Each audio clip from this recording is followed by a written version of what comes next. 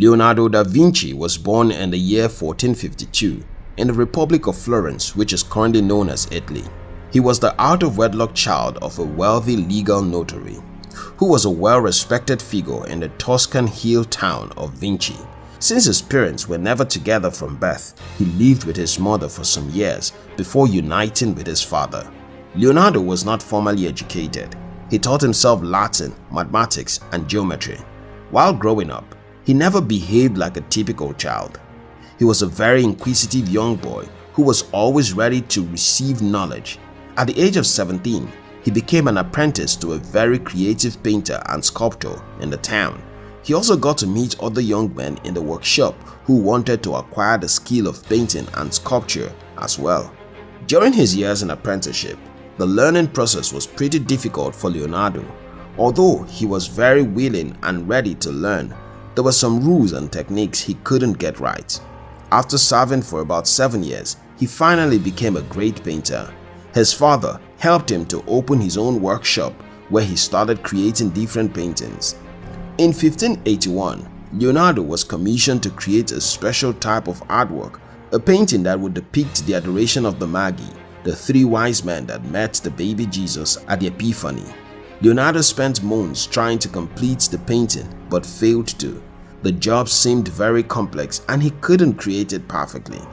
A year later, the Duke of Milan commissioned Leonardo to create a sculpture. Leonardo began researching and prepping himself for this project. After spending nearly 16 years in completing the sculpture, his city was invaded by the French, which resulted in a war. There was no way he could complete the project anymore. His 16 years of hard work became a waste. But despite the conflict, Leonardo was never distracted. He continued with his craft and avoided every form of distraction. In 1505, he painted a small portrait called Mona Lisa. This portrait was one of the minor artworks he created, but it ended up becoming his greatest. It was a painting that brought notoriety to Leonardo and made him one of the very best painters in his time. To this day, the Mona Lisa portrait is considered to be the world's most popular and expensive painting and is worth more than $600 million. Many people have been stopped from living their dreams in life and have decided to quit chasing their objectives. This is because they allowed circumstances and troubles to divert their focus and interest from the things that they were in pursuit of. As you pursue your dreams, there are so many unpleasant things that would happen to distract you. However, you have to ignore them and remain undistracted. Charlotte James said, "Be aware when distractions come your way. You will know it's a distraction when you stop doing what you're supposed to be doing and find yourself pondering on things that have no value." It is very important to always know when you are being distracted. The moment you are no longer having an interest in what you are meant to do originally, it simply means that distraction is setting in.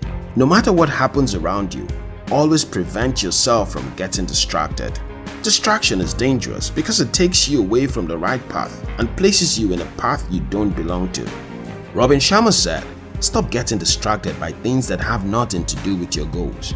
In life, always focus on things that matters to your well-being. Don't let yourself get distracted by things that won't contribute to your success and achievements. Don't let yourself get distracted by things that will mainly cause you depression and unhappiness. Don't let yourself get distracted by things that will slow your progress in life and avert your greatness." Tama Davis said, "Don't let other people distract you from your course. It's your life, not theirs." Most times, certain people around you may try to distract you from journeying on the right path. Don't ever allow them to blindfold you from seeing your goal. Although these people may seem right, they are actually wrong. You must not succumb to the distractions they cause. Leonardo da Vinci was also distracted in life by some troubles, but he regained focus and remained undistracted. Don't be distracted.